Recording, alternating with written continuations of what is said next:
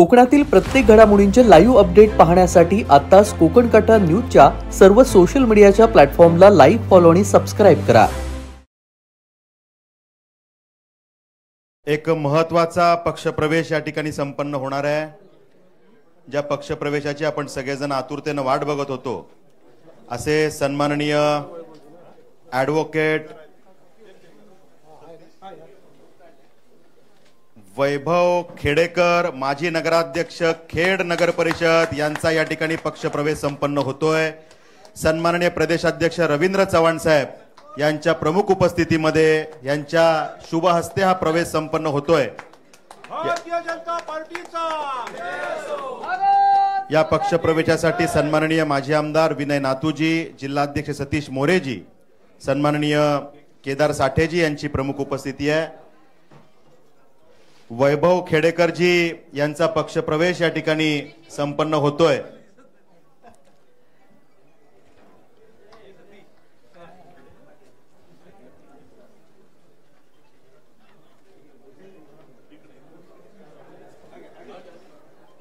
छत्रपती शिवाजी महाराज की जय, जय भवानी, जय शिवाजी।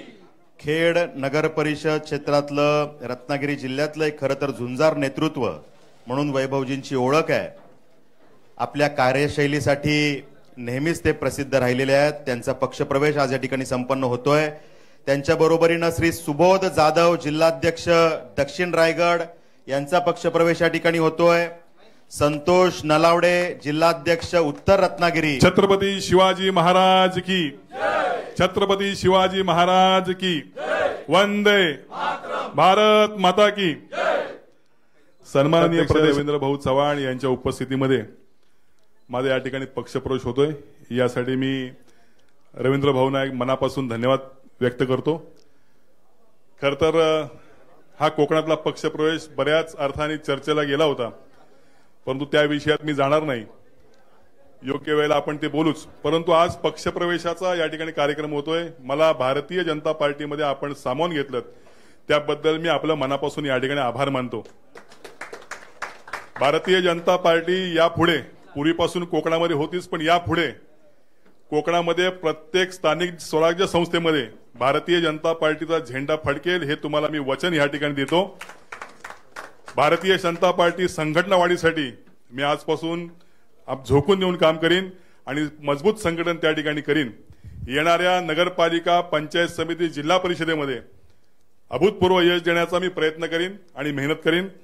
माझ्याबरोबर आलेले सगळे जिल्हाध्यक्ष आणि माझे सहकारी यांना घेऊन आणि आमचे जुने सगळे सहकारी आहेत यांना बरोबरती घेऊन मी काम करीन।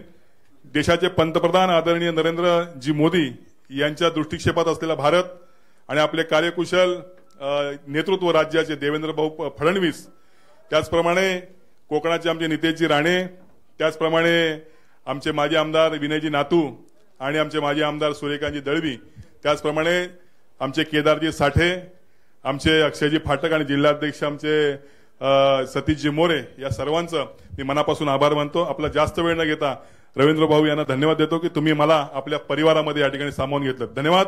जय हिंद, जय महाराष्ट्र। यानंतर मी आपले सन्माननीय प्रदेशाध्यक्ष रवींद्र चव्हाण साहेबांना विनंती करतो की आपण उपस्थितांना संबोधित करावं।